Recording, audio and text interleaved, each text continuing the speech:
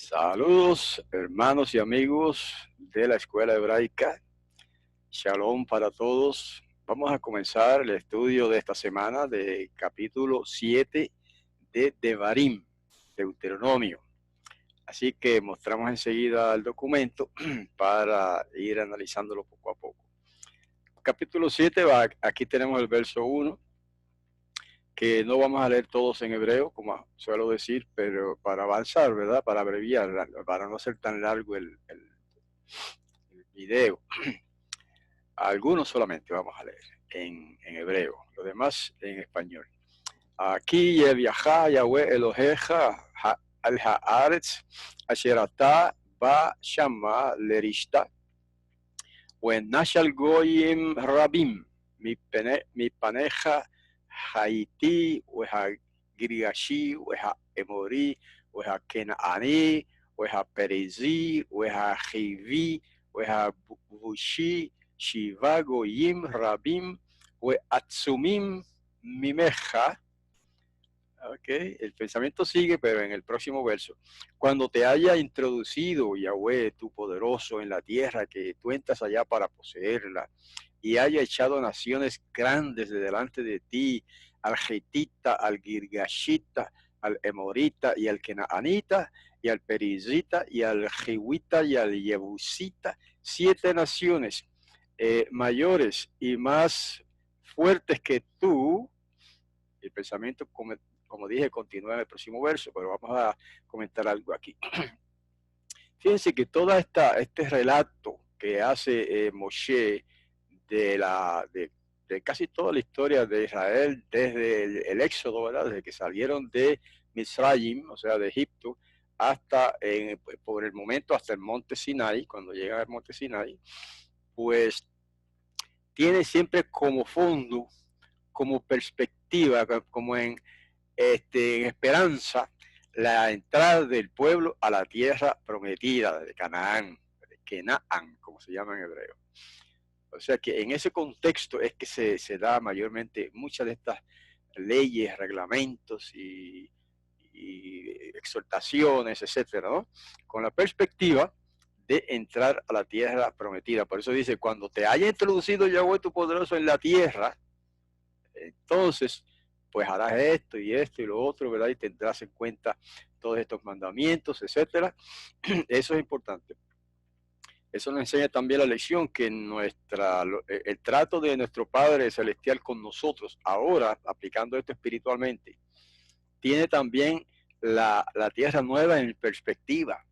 O sea, es con miras a entrar a la tierra prometida, que ya el concepto es un poco mayor, más amplio que el original, ¿verdad? Cuando me refiero a la tierra prometida, no es un pedacito de tierra como era Kenaán, sino que la tierra prometida para los fieles en el futuro con el Mashiach es la tierra como planeta. Todo el mundo será la tierra prometida en la cual reinarán el Mashiach con todos sus seguidores, ¿verdad? Sus santos, como dicen las escrituras, con Israel en general y con todos los gentiles que se adhieran a Israel para ser parte de Israel, el cual Israel gobernará sobre todas las naciones, como ya hemos estudiado en otras ocasiones, ¿verdad? De manera que, seguimos leyendo, Unetanam Yahweh Eloheja lefaneja, Uehikitam Hacharem Tachrim Otam, Lotikrot, Lahem Berit Huelo Tejanem. Dice, y cuando las haya entregado Yahweh tu poderoso delante de ti y las hieras, o sea, las golpees, en guerra, las destruirás del todo, no concertarás con ellas alianza y no las compadecerás. Esto se debe, hermanos,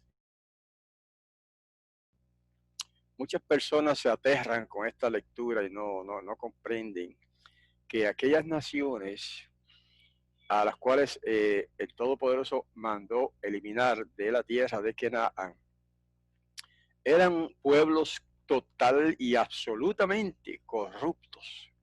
Se habían corrompido en sus costumbres, en su mentalidad, eran altamente idólatras, eran incluso criminales en el sentido de que incluso ofrecían a niños, a sus hijos, algunos de sus hijos los ofrecían a las deidades paganas al fuego, le echaban al fuego, etcétera, etcétera, y practicaban todas las aberraciones sexuales que se pueden imaginar, incluso la zoofilia y etcétera, todo lo que menciona la Torá en otros libros. ¿Ve? Eran naciones que habían pasado lo que se llaman el punto de no retorno. En la aviación se usa mucho eso, ¿verdad? Cuando el avión va y está fallando o algo, pues ellos calculan por la distancia. Si han pasado ya el punto de no retorno, no retornan, siguen. Si todavía no han llegado al punto de no retorno, entonces el avión retorna, regresa al aeropuerto donde salió con la esperanza de llegar, ¿verdad? Pues así es esto también. Estas naciones habían ya pasado del punto de no retorno, por decirlo de un modo. O sea, no tenían esperanza en términos de su conducta, seguían siendo corruptos hasta lo último, y por eso fue que fueron eliminadas de la tierra. No todos totalmente, porque a algunos se les dio la oportunidad de escapar y se iban. A otros, pues algunos, pocos tal vez, pero sí, se adhirieron al pueblo de Israel. Hay un caso específico, por lo menos, que una tribu casi completa se unió al pueblo de Israel. Por engaño fue, pero bueno, se unieron y a la larga, pues, siguieron conviviendo con Israel en la tierra prometida. Ok, entonces el próximo verso, Abuelotich bam biteja lotiten libno, ubito lotikach libneja. Y no emparentarás con ellos. Tu hija no darás a su hijo y su hija no tomarás para tu hijo. Eso nos enseña algo. Que el pueblo de Israel como pueblo, como nación, no debía mezclarse con otras culturas, con otros pueblos, ¿verdad? Para asimilarlos, por ejemplo. El único caso de asimilación que se dio fue por engaño de ese pueblo, que ya ustedes saben, los que conocen la escritura, ¿verdad? Y pasaron a ser aguadores dentro del pueblo de Israel y se asimilaron.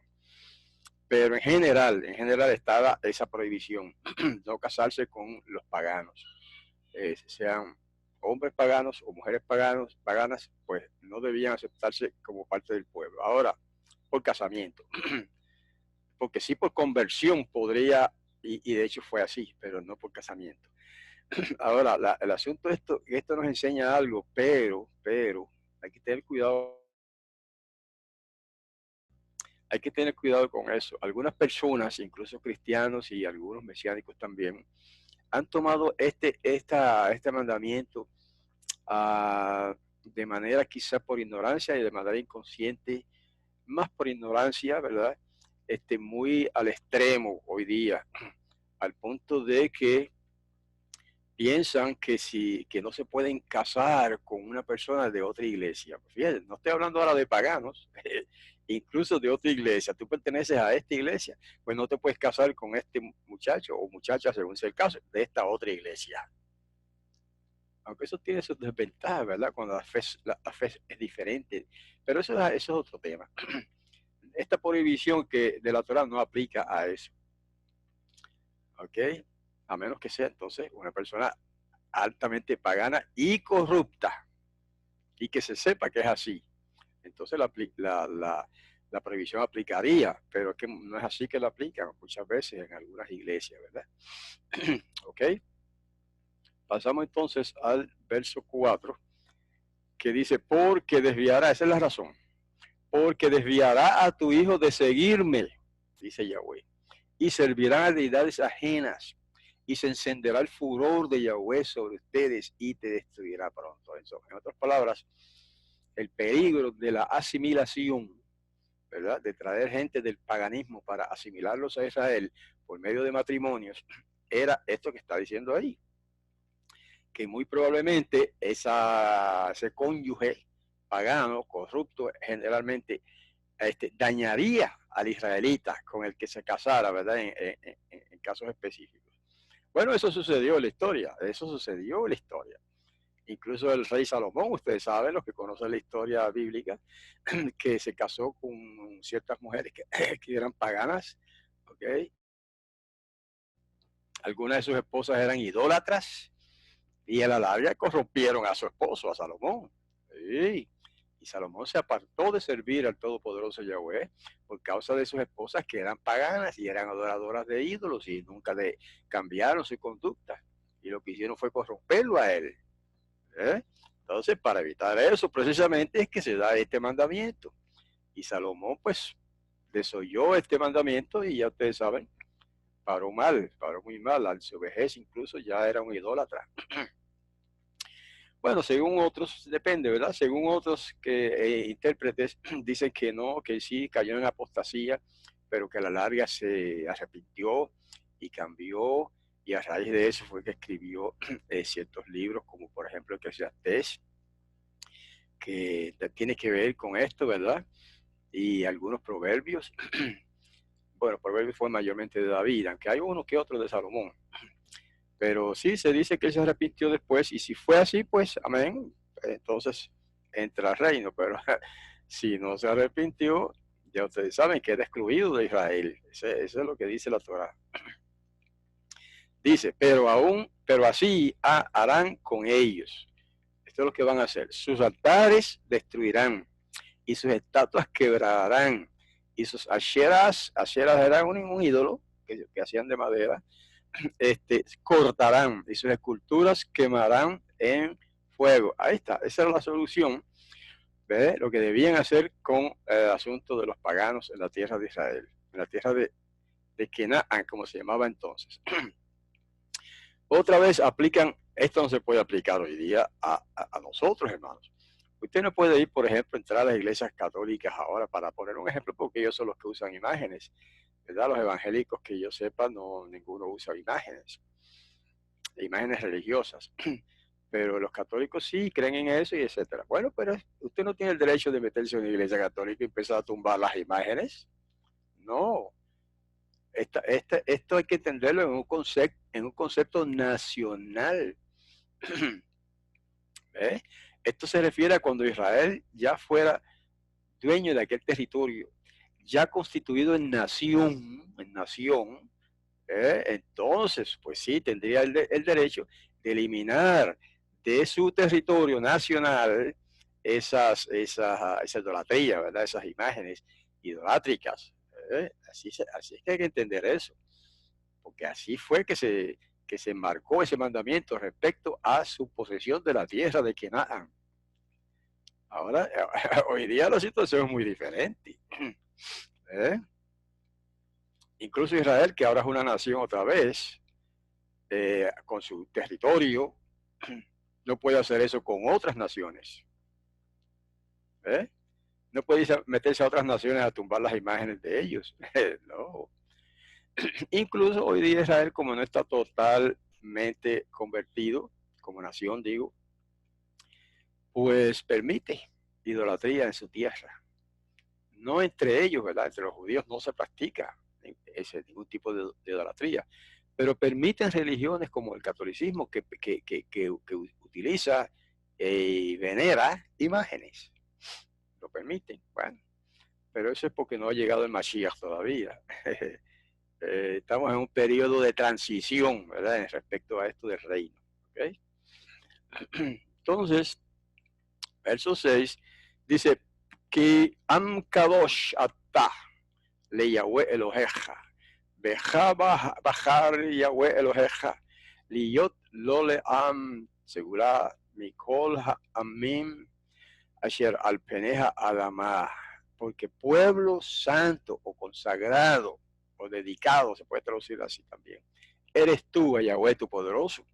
Te ha escogido Yahweh tu poderoso para hacerle un pueblo especial, eso es importante, de todos los pueblos que están sobre la faz del suelo. Israel, como pueblo, habría de ser un pueblo especial, escogido, seleccionado de entre las naciones y dedicado, consagrado. Eso es lo que significa Kadosh, santo, consagrado, dedicado, apartado. Sería un pueblo apartado de todo lo demás, ¿eh? Eso era la misión, esa era la expectativa del Todopoderoso y de los fieles de Israel, ¿verdad? Que así fuera, aunque en la realidad, en la historia, nunca lo fue totalmente. Sí fue un pueblo apartado, sí, en gran medida, pero en alguna medida siempre fue un pueblo apóstata también. O sea, quizás no todo, de hecho, no todo el pueblo cayó en apostasía, pero los que conocen la historia de Israel saben que un gran número del pueblo, en ciertos momentos la mayoría del pueblo, cayó en apostasía, ¿verdad? Y cuando digo apostasía me refiero, entre otras cosas, a adoración de ídolos también. Eso sucedió en Israel. Pero yo diría, fue en ciertos tiempos, ciertas épocas, ¿verdad? Luego venían reyes, reyes dedicados y buenos, que como Yoshiyahu, por ejemplo, que eliminaron la idolatría del pueblo de Israel. Y aunque después volvían y así, la historia de Israel es una historia de caídas y recaídas y levantadas, y recaía en la idolatría y volvía a levantarse, etcétera. Y aún eso, hermanos, es un símbolo de nuestra vida, ¿sabes? De la vida natural de todos los seres humanos. Así somos.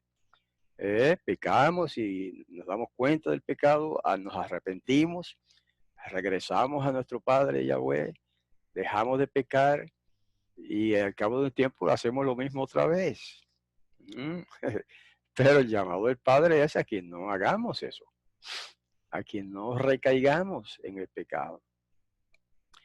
Y cuando son pecados por errores, que a veces los hay, ¿verdad? Por error, pues, como que no es tan malo, pero hay pecados que son por rebeldía de los seres humanos. Ese es el pecado más peligroso, por rebeldía. Que yo hago esto porque sí, porque quiero, porque me parece. Eso es rebeldía. ¿Okay? Bueno, el verso 7, no por ser ustedes más que todos los pueblos, los ha querido Yahweh a ustedes y los ha escogido, porque ustedes eran el más pequeño de todos los pueblos. Qué lindo esto, hermano, porque fíjense que si Israel fue elegido como pueblo especial, pueblo para ser santo, consagrado, dedicado al Todopoderoso, no era porque ellos eran el mejor pueblo, ni el más grande, ni el más poderoso, todo lo contrario. Eran un pueblo pequeñito, quizás de los más pequeños que asistían en aquel tiempo. Eran, de hecho, un pueblo de esclavos cuando fueron sacados de Egipto, ¿verdad? De Mitzrayim, un pueblo de esclavos. O sea que en términos de valía propia como pueblo, pues no tenían ninguna. Y eso es lo lindo, que de la nada Yahweh hace algo, como ha sido siempre. De la nada Él sacó el universo. Y prácticamente de la nada sacó a Israel como pueblo, como nación, iniciada como nación en el Sinaí, en el monte Sinaí. Y ahí lo dice, ¿verdad? Le está diciendo, ustedes no tienen, o sea, no es por el mérito de ustedes, o no es por vuestro mérito, como dirían en España, ¿verdad? No es por mérito vuestro que os he sacado de la tierra y os he escogido, etcétera. No, simplemente por amor a los padres, Abraham, Isaac y Jacob. Él lo dijo en otro pasaje. Fue que cumplió sus promesas con ese pueblo cabeciduro, terco, como casi siempre lo fue, ¿verdad? Pero fue por amor a los grandes patriarcas que ya mencioné y por las promesas que él le hizo a esos patriarcas de levantar un pueblo de ellos y darles una tierra en herencia, un país. Bueno, sigue el verso 8, sino porque los amó Yahweh a ustedes y para guardar el juramento que juró a vuestros padres, a sus padres de ustedes, los ha sacado Yahweh a ustedes con mano fuerte y los ha rescatado de casa de siervos, eso es Mitzrayim, Egipto, de mano de Paró, de el rey de Mitzrayim. Ahí está. Así que y lo mismo pasa con nosotros. Si ahora estamos en una posición privilegiada respecto al Padre, o sea que ahora Él nos llama sus hijos y ahora nos llama sus siervos, no es por nuestros méritos, no es porque hayamos logrado grandes cosas, Lo mismo. Simplemente por amor Él nos ha escogido. Y también para cumplir su promesa a los padres. Cuando digo los padres me refiero a los tres patriarcas principales originales, que son Abraham, Yitzhak y Jacob. Esos tres, o sea, en secuencia, ¿verdad? Pues principalmente de Jacob, él sacó, o sea, de Jacob sacó las 12 tribus de Jacob, de Israel, y a esas 12 tribus fue a las que constituyó más tarde, en el tiempo de Moshe, como pueblo, como una nación escogida en el Sinai con su constitución y todo lo que es la Torah. Entonces el verso 9 dice, Yadata, conoce, Yadata más bien en este caso, Yadata aquí Yahweh Eloheja, Hu-ha Elohim, y conoce que Yahweh tu poderoso es el todopoderoso. He traducido aquí el todopoderoso en lugar de el poderoso, porque en hebreo tiene, digamos, el artículo definido, míralo aquí. Ese ha del principio, ha, ese es el artículo definido. Y la palabra Elohim solita, sin ese artículo, significa el poderoso. Es más, se puede traducir, como dicen algunos maestros judíos, se puede traducir la palabra Elohim como el gran poderoso, porque la palabra Elohim ya en sí misma es intensiva en su sentido. ¿Ok?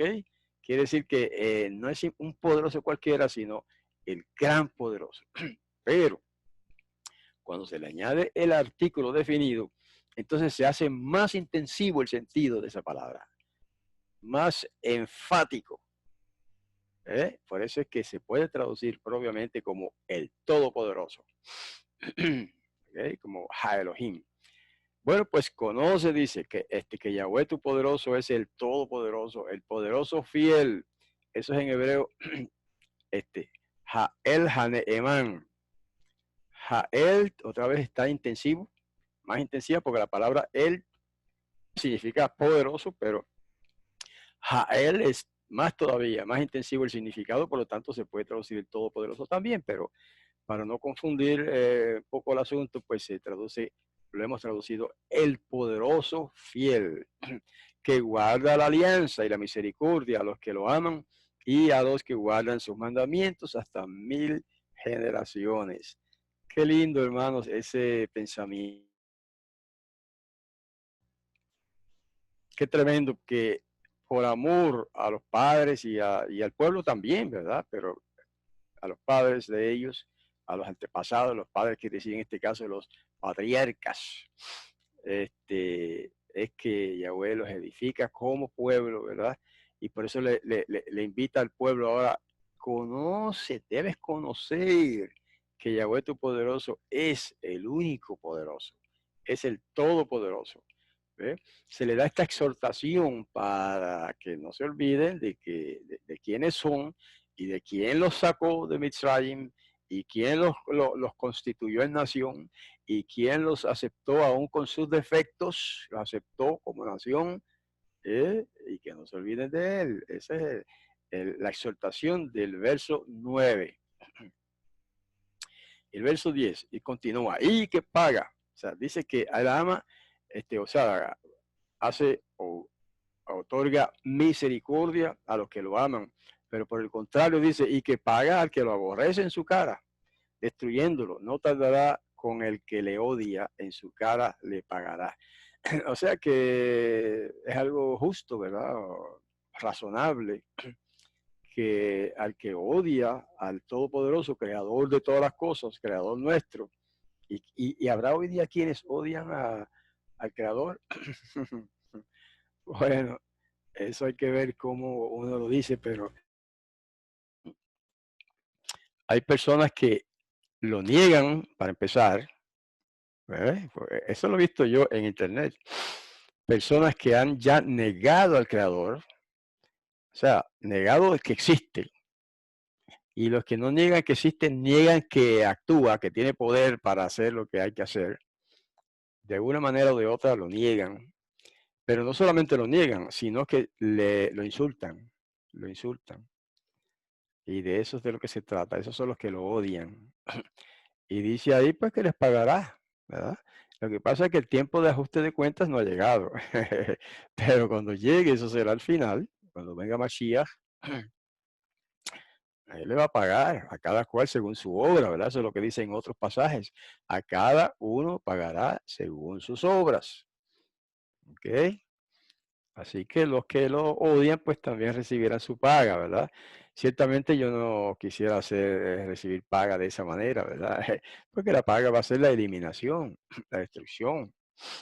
No creemos nosotros en eso del tormento eterno, en un infierno. Eso es un invento pagano. Y algunos cristianos han aceptado esa teoría pagana de que el Todopoderoso va a echar a un lago de fuego ardiendo literalmente a los que se pierden para torturarlos todos los días continuamente por toda la eternidad. Hermanos, eso no puede caber en la cabeza de una persona justa y bíblica, porque eso no es justicia. No es justicia por un pecado que se comete quizá por unos años o el lapso de una vida. ¿Cuánto dura un ser humano? 70, 75, 80, 90 años, aunque 100. Eso no compara con una eternidad de millones y millones de años torturándose en un lago de fuego. Eso no es bíblico, hermanos. Eso no es bíblico. Han engañado a la cristiandad con esa teoría pagana. Pero de que los va a destruir, sí los va a destruir. O sea, al que peca y no se arrepiente, y niega e insulta al Creador, bueno, pues tiene que ser eliminado porque de otro modo corrompería también al universo, o sea, o al resto de la población del mundo, ¿verdad? Si se permitiera un asunto como ese. ¿Ok? El verso 11 dice, y guarda el mandamiento y los estatutos y los derechos que yo te mando hoy que cumplas. Ahí está. O sea, el Padre Celestial nos llama a sus hijos a guardar el mandamiento, los estatutos y los derechos. Tiene que ver con distintos tipos de leyes, ¿verdad? Esas tres palabras no que indica simplemente se refiere a lo mismo, pero tiene que ver con distintas categorías o distintos tipos de leyes, ¿verdad? Que están allí en la Torá, en su palabra, lo que llaman otros el Pentateuco o en la Biblia, como quiera que se le llame. De eso es de lo que está hablando, ¿verdad? Las leyes que él les reveló a Moshe y a otros profetas también más tarde. Entonces, el verso 12 dice, y será que por haber oído los derechos estos, de lo que le está hablando, y haberlos guardado y haberlos cumplido, también guardará Yahweh tu poderoso contigo la alianza y la misericordia que juró a tus padres. Ahí está.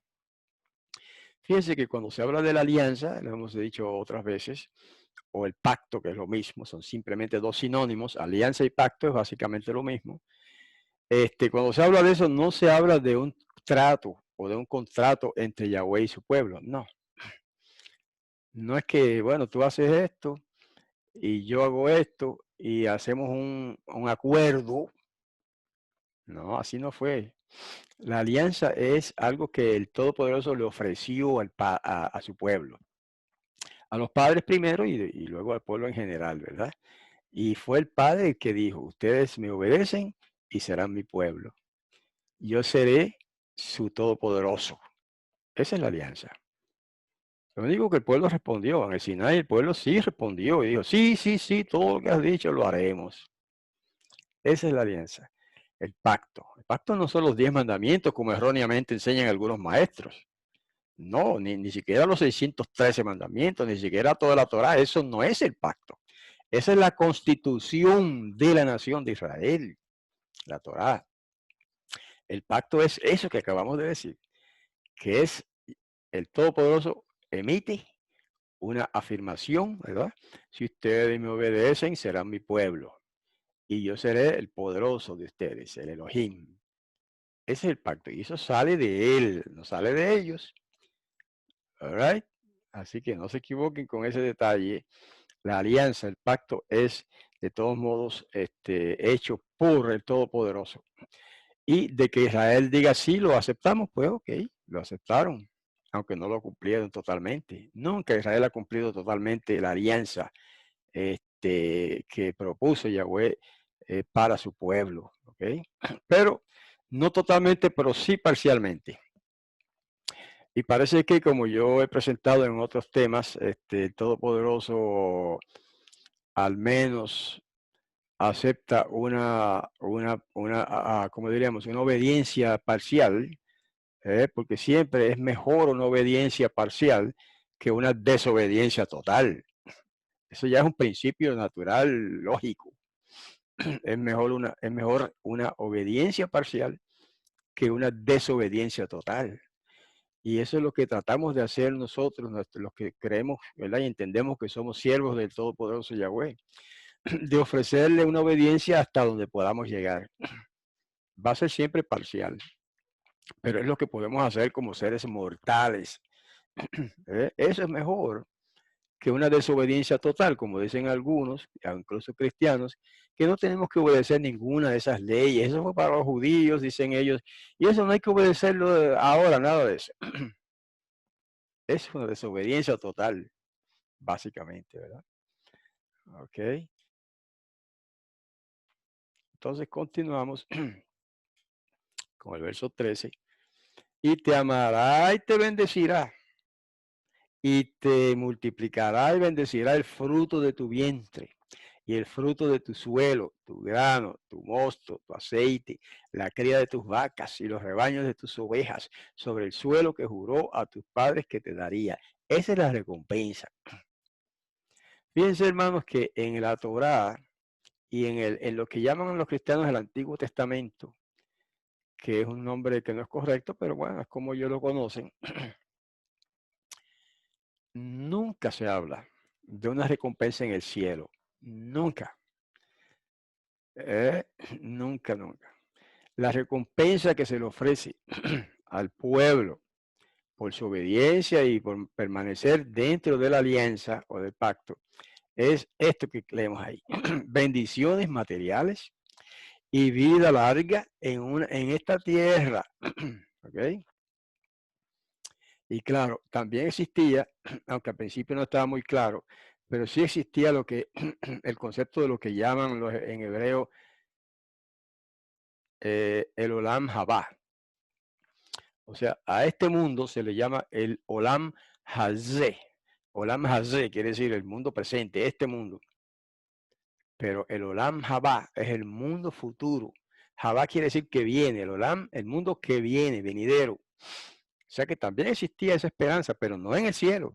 Está hablando del mundo, no dice el cielo. El mundo venidero, Olam Haba, es también parte de la promesa de Todopoderoso a su pueblo fiel. Y por eso es que nosotros hablamos del reino del Mesías sobre la tierra por 1000 años. Ese es el cumplimiento de la promesa. Por 1000 años hasta que venga el Padre y tome el reino de las manos de su Hijo, y entonces será el reino eterno para siempre. ¿Okay? Eso es, entonces parte. Pero nunca se habla de un reino en el cielo como están enseñando por ahí los maestros, algunos maestros. Luego dice, Baruch tihye mikol ha'amim lo yiyeh becha akar we akarah ubivhenteja. Bendito serás más que todos los pueblos. No habrá en ti varón ni hembra estéril, ni en tus bestias. Esa es parte de la promesa de que no habría esterilidad, ¿verdad? En las mujeres, incluso en sus bestias también. Y dice, quitará Yahweh de ti toda enfermedad y toda plaga de Misraim. Los males que tú conoces no los pondrá sobre ti, antes los pondrá sobre todos tus adversarios. Interesante, ¿verdad?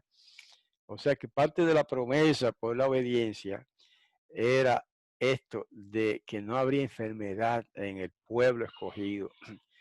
Claro, eso se cumplió también parcialmente, no se cumplió totalmente, por lo mismo que el pueblo nunca produjo una obediencia total, sino siempre una obediencia parcial.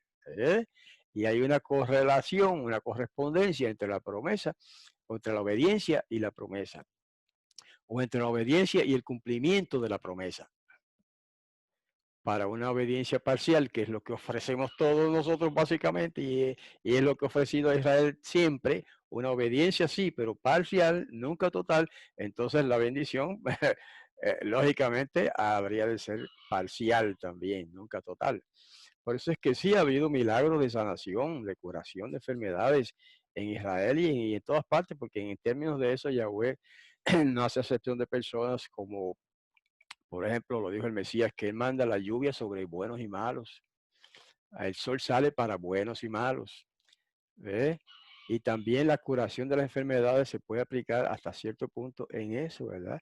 Ha habido también sanidades especiales para personas que no son creyentes, pero eso es, todo esto es relativo, ¿verdad? Como dije ya, una obediencia parcial pues va a producir o lo que puede esperar es una bendición parcial también, en términos de la sanación, la curación de enfermedades. Luego dice, y consumirás a todos los pueblos que Yahweh tu poderoso te da, no los perdonará tu ojo y no servirás a sus deidades, porque un tropiezo sería para ti. Está hablando otra vez con referencia a la conquista de la tierra de Canaán. La tierra prometida, como ya les expliqué, de que estaba poblada por aquellas 7 naciones totalmente corrompidas, paganas hasta lo último. 7 naciones totalmente corrompidas, incluso sexualmente y de muchas otras maneras. De eso es que está hablando, de que no los perdonaran, ¿verdad? De que los eliminaran de esa tierra. Porque si los dejaban, serían un tropiezo para el pueblo de Israel y los eventualmente ¿cómo se llama? Los contaminarían con la idolatría. Ese fue el punto. Y otra vez repito que eso no se puede aplicar a nosotros en términos, en términos de las personas que nos rodean. Eso no aplica. No es que podemos ir a eliminar a los que no crean. Eso usted sabe que la iglesia aplicó eso una vez, ¿verdad? Cuando la iglesia católica era soberana y dominaba todo el mundo conocido, no en realidad todo el mundo, pero todo el mundo donde estaba el cristianismo. ¿Ve? Ustedes saben cómo fue la Edad Media y esas épocas pasadas, cómo incluso mataban a los mismos creyentes cristianos católicos, pero que de pronto empezaban a pensar diferente porque leían la Biblia o escuchaban la Biblia y se apegaban a la enseñanza de las Escrituras y entonces empezaban a enseñar cosas contrarias al catolicismo. A esa gente los mataban. Y eso no es lo que digo yo, eso está ahí en las páginas de la historia, cómo los quemaban vivos, etcétera, etcétera. No me gusta ni hablar de eso, porque es un capítulo muy triste de la humanidad, pero es una realidad y está en los libros de historia. Eso fue por una mala aplicación de este mandamiento que estamos leyendo ahora en el verso 16. ¿Ok? Tristemente fue así. En el Israel moderno eso no se puede, no se hace ni se puede hacer. Por eso es que el pueblo de Israel hoy día, el pueblo judío se le llama también, pero el nombre del pueblo de Israel es más abarcador, más amplio que eso del pueblo judío. Pero se permiten incluso religiones de otras religiones. Allí hay católicos, musulmanes, hay Bahá'í, otros tipos de religiones paganas incluso. Se permiten, porque ese mandamiento no aplica ahora de esa manera. Porque ahora Israel no es una teocracia como fue al principio. Esa es la diferencia. Todas estas cosas que estamos estudiando se aplican, se pudieron aplicar cuando Israel era una teocracia, pero ya no lo es. Ahora cuando se forma de nuevo esa nación en 1948, fue como una nación democrática. Y democrática quiere decir que el que manda aquí es el pueblo. Eso es lo que quiere decir en pocas palabras. En Israel ahora el que manda es el pueblo. ¿Y cómo se hace? Pues por elecciones políticas. Se elige un presidente, un primer ministro y otros puestos menores. Y a través de esos ministros, o sea, sí, ministros y presidentes, etcétera, el pueblo es el que dice lo que hay que hacer, lo que quieren, etcétera, etcétera. Eso es la democracia. Es una democracia representativa, anyway, ¿verdad? Porque la democracia pura en estos momentos no existe. La democracia pura es que el pueblo mande directamente y pueda cambiar las leyes directamente. Hacer leyes y cambiar las leyes. Eso no existe. Pero sí existe lo que se llama la democracia representativa. O sea que ese presidente, ese primer ministro, ese gobernador o como se llame, hacen las leyes con su sistema judicial y todo eso, ¿verdad? Hacen las leyes, las aplican, etcétera, y el pueblo los elige a ellos para que hagan eso. Eso es lo que estamos viviendo ahora en todas las naciones hoy día, e incluso en Israel. Por eso es que no se pueden aplicar todas estas cosas de la Torah. Verso 17. Cuando digas en tu corazón, grandes son las naciones estas, más que yo, ¿cómo podré desarraigarlas? Eso solamente aplica a aquel tiempo, ¿verdad? Cuando Yahweh los manda a sacar a esa gente de esa tierra y apropiarse de la tierra, y ellos dirían esto: ¿cómo poder desarraigar esas naciones de ahí, que son naciones más grandes que yo, ¿verdad? Como nación. Bueno, pues ahí va la respuesta. No temas de ellos. Recordarás. Ese es un hebraísmo bastante usual en las escrituras hebreas, ¿no? Que es un énfasis. Cuando se repite el verbo en infinitivo y después en futuro, el mismo verbo, eso es para énfasis. Y por eso en las traducciones usuales de la Biblia o sea, no toman en cuenta ese detalle y simplemente traducen con otra palabra y dicen, por ejemplo, algunos dirían, ciertamente recordarás, que está bien, eso es un énfasis también, pero ahí como que no se nota este modismo hebreo que es interesante. Por eso yo siempre lo traduzco así, tal como dice ahí, sin usar otros sinónimos. Recordarás lo que hizo Yahweh tu poderoso, al Paró, al Faraón y a todo Misraim. ¿Okay? Y las pruebas grandes, habría que recordar eso, las pruebas grandes que vieron tus ojos y las señales y milagros, la mano fuerte y el brazo extendido con el que te sacó Yahweh tu poderoso, así hará Yahweh tu poderoso a todos los pueblos que tú temas de su presencia. En resumen, yo te voy a introducir a esa tierra, pero tú tienes que pelear por ella. Tienes que hacer lo que mandé, ¿verdad? En la Torah, sacar a esos pueblos de ahí. Y si no quieren irse, pues los puedes destruir. Entonces, pues, él lo cumplió de esa manera, por medio de pruebas y maravillas que hizo, o sea, por medio de señales y maravillas. Por ejemplo, en el caso de aquella ciudad tan grande, rodeada de una muralla de piedras inmensas. ¿Se acuerdan de Jericó? Que en español dicen ahora Jericó. ¿Qué pasó allí? Los que han leído la Biblia saben la historia. Esa ciudad era inexpugnable, porque tenía una inmensa muralla altísima de piedras inmensas. ¿Cómo iban a poder entrar allí para sacarla? ¿Sabe? Para quitar a la gente de allí y si no querían irse, pues destruirlos. Pues ya ustedes saben lo que hizo el Todopoderoso, ¿verdad? Mediante Moshe dio las órdenes de a todo el pueblo caminar alrededor de la ciudad por 7 días. Y en el séptimo día rodear la ciudad 7 veces. Y después que tocaran todas las trompetas y los shofar, cada cual su shofar, todos los que tenían shofar y las trompetas y todo, tocarlas de una vez todos y a la misma vez gritar fuertemente. Y ya con eso el muro cayó, se desplomó, cayó al suelo. Y entonces ellos pudieron entrar y tomar la ciudad. Eso fue un milagro. Y eso no es cosa natural, eso de tocar las trompetas y gritar, es más bien algo simbólico, ¿verdad? Para que ellos tuvieran una parte en la ejecución de esa orden, ¿ok? Pero eso por sí solo nunca habría sido suficiente para derribar un muro, que era, mire, eso hay que ver las ilustraciones, ¿verdad? Pictóricas de eso, para entenderlo mejor. Eso era un muro tan ancho y tan ancho, como probablemente más ancho que este cuarto donde yo estoy acá, y alto, inmensamente alto, Eso no puede caer al suelo simplemente con unos cuantos gritos y trompetas y lo que sea. Eso no fue natural. Eso fue algo sobrenatural. Porque eso de las trompetas y la gritería fue más bien como un símbolo y una participación del pueblo para que supieran que ellos tienen que hacer algo por lograr lo que quieren, y está bien, como algo simbólico en este caso. Pero la destrucción del muro fue un acto, fue un milagro, fue un acto divino del Todopoderoso. ¿Ok?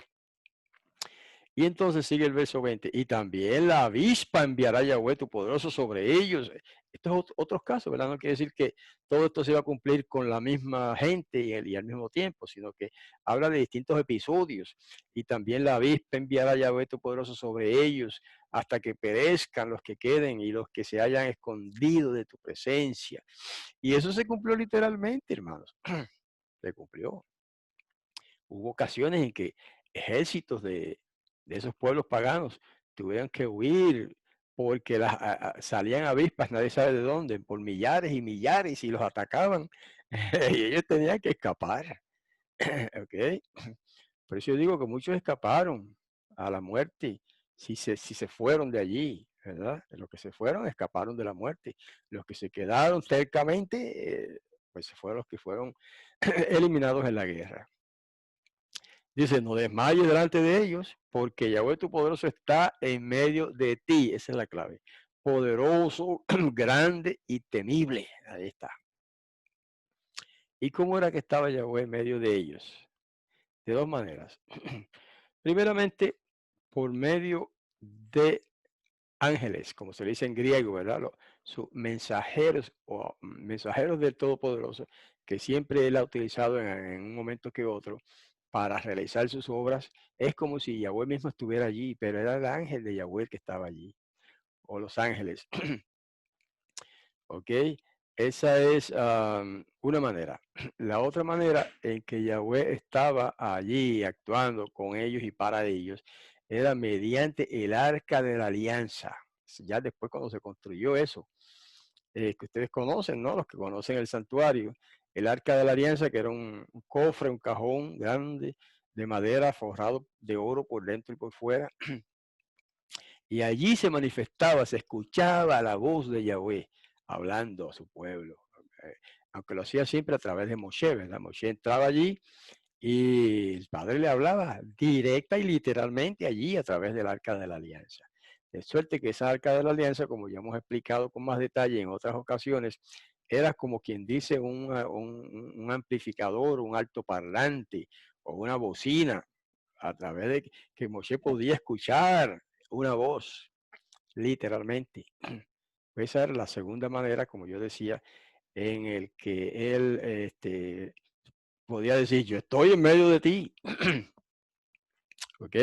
A través del arca y a través de mensajeros celestiales en otras ocasiones.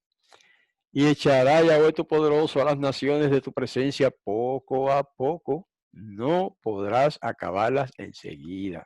No sea que se aumenten contra ti bestias del campo. Porque en aquellos tiempos había muchos animales salvajes en esa tierra de Israel. Como en todo, no en todas partes, pero en muchas partes del mundo hay animales salvajes.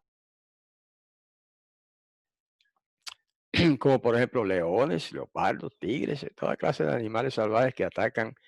Ah, si se puede, si pueden, si tienen la oportunidad, atacan a la gente y los matan. Ahora dice que Yahweh los echará de tu presencia, ¿ok? A las naciones, no a los animales, estamos hablando ahora de las naciones. Ahora dice poco a poco, ¿eh? Por eso esos pueblos no fueron exterminados de una vez en un tiempo, por ejemplo, en un año, no.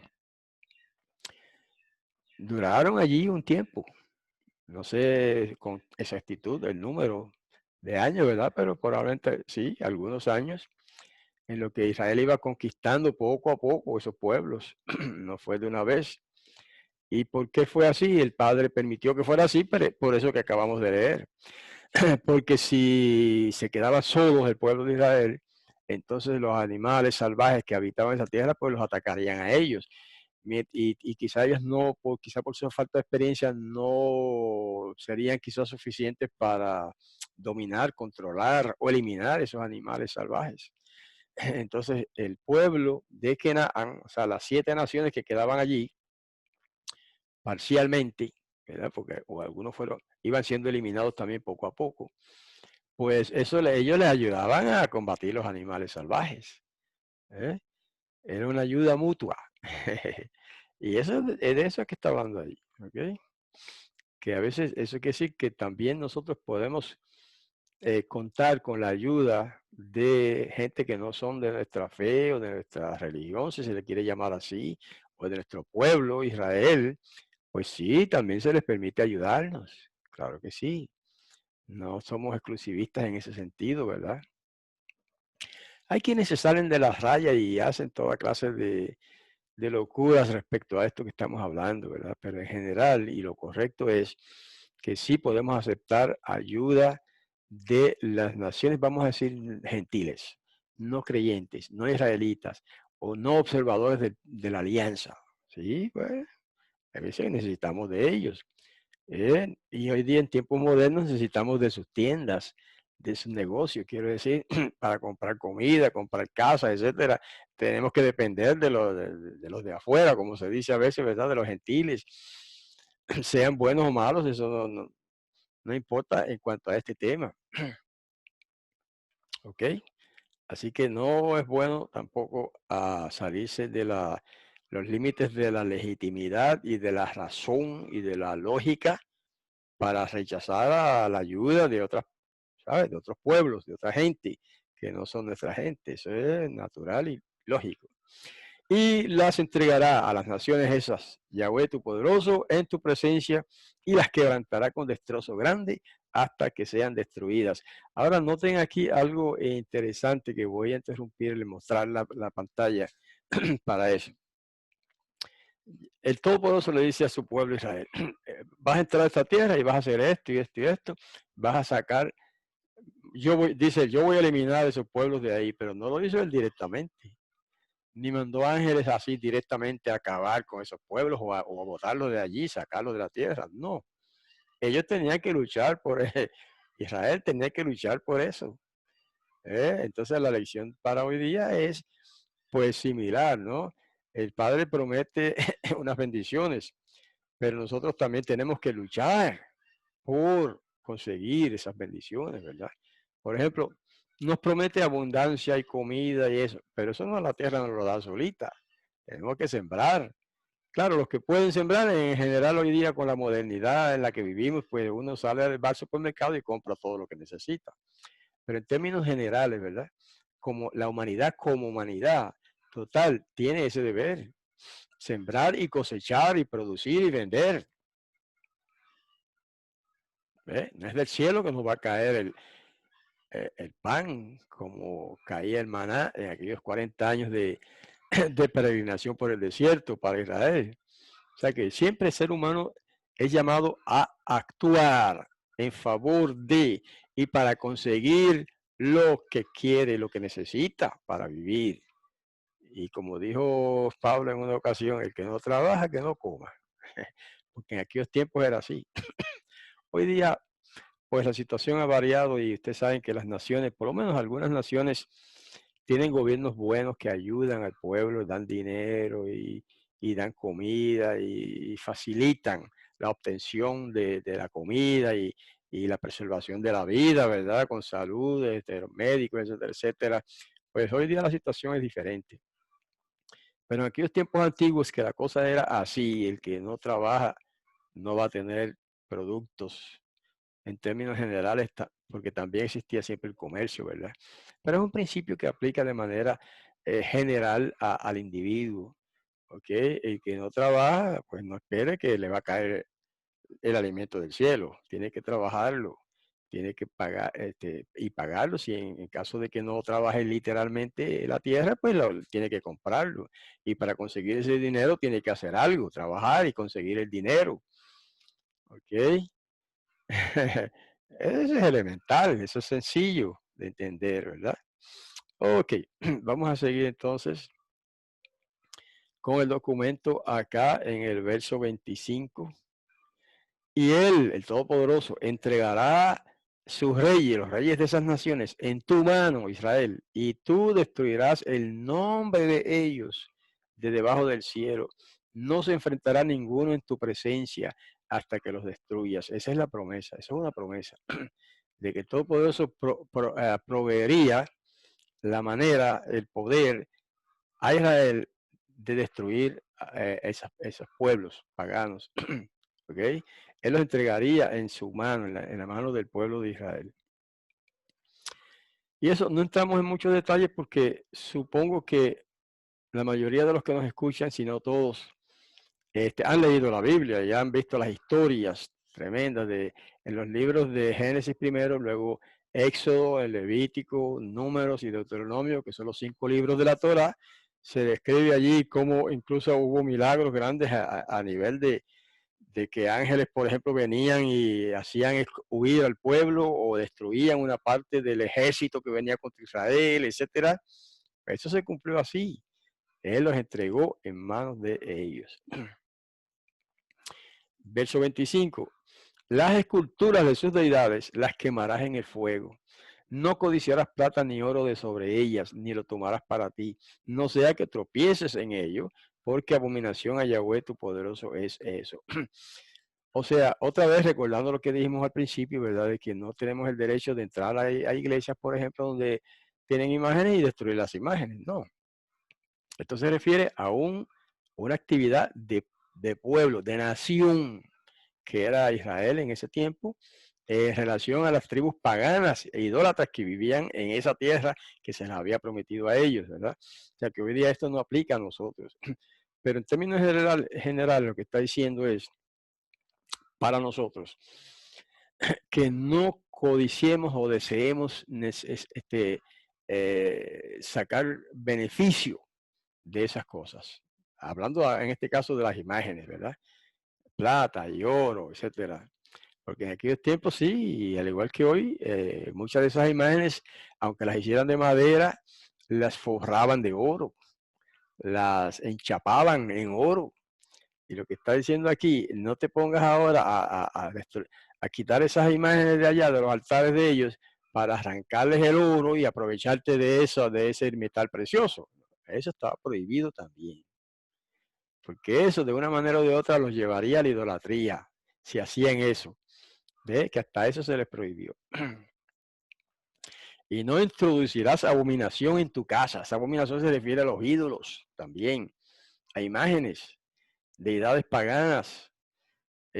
Dice, no las introducirás en tu casa y que seas proscrito como ellas.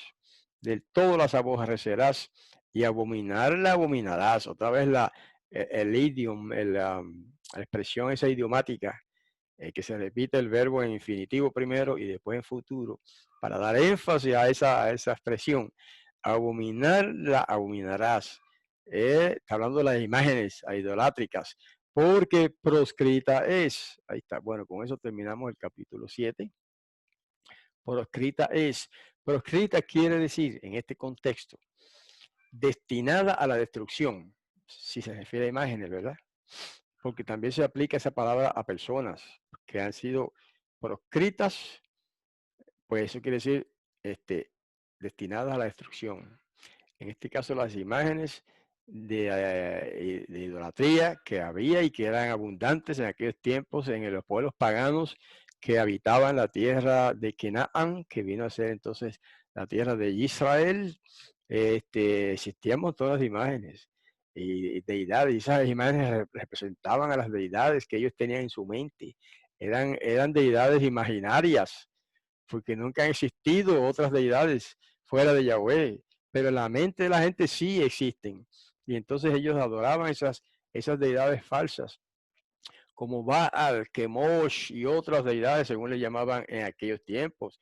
Más tarde la Zeus o Zeus y Júpiter y todas esas deidades que ustedes conocen, ¿no? De los griegos y los romanos, más tarde, siglos más tarde, etcétera.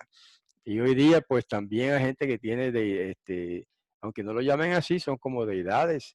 a los santos, como ellos le llaman, ¿no? Que supuestamente han muerto y que supuestamente están en el cielo y le oran a esos personajes y los representan con una imagen, este es San fulano, el otro es San fulano, este es Santa Teresa, Santa fulana, y le ponen sus nombres.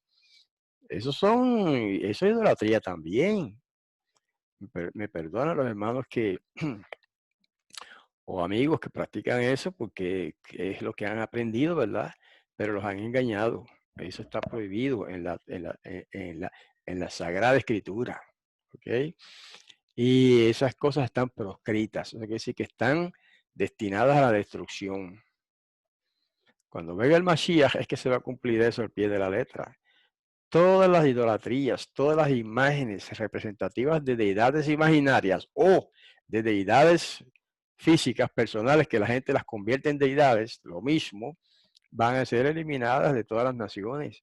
Cuando venga el Mesías a reinar y gobernar sobre el mundo, todo eso va a ser eliminado. Eso es lo que quiere decir que están proscritas desde ya. ¿Ok? Bueno, hermanos, con esto pues llegamos al fin del análisis así somero y breve del capítulo 7 de Devarim, que es el nombre original y hebreo de lo que llaman en griego Deuteronomio. ¿Okay? Eso es griego. Ahora se toma como que eso es español, pero eso no es español. Deuteronomio es una palabra pura y exclusivamente griega. Entonces, pues hermanos, lo que hacemos es como un repasito así bastante breve, de un análisis también somero de esas leyes de la Torá para el pueblo de Israel, muchas de las cuales aplican a nosotros solamente en sentido espiritual, no en sentido físico, ¿verdad? Eso es lo que tratamos de hacer, ver cómo podemos deducir un sentido, una aplicación espiritual para nosotros de aquellas leyes que sí se esperaba en aquel tiempo un cumplimiento físico y literal de esos mandamientos, ¿verdad? Pues espero que hayamos sido edificados de alguna manera por esta lectura del capítulo 7 de Deuteronomio en griego o de Devarim en hebreo y que podamos seguir estudiando la próxima semana o cuando podamos. Vamos a estudiar el capítulo 8 que seguramente trae algunos elementos nuevos o más importantes quizás que lo que tratamos hoy. ¿Ok? Así que con esto pues nos despedimos, les invitamos a todos los hermanos que nos están escuchando a que nos acompañen próxima vez en un estudio del capítulo 8 de Deuteronomio.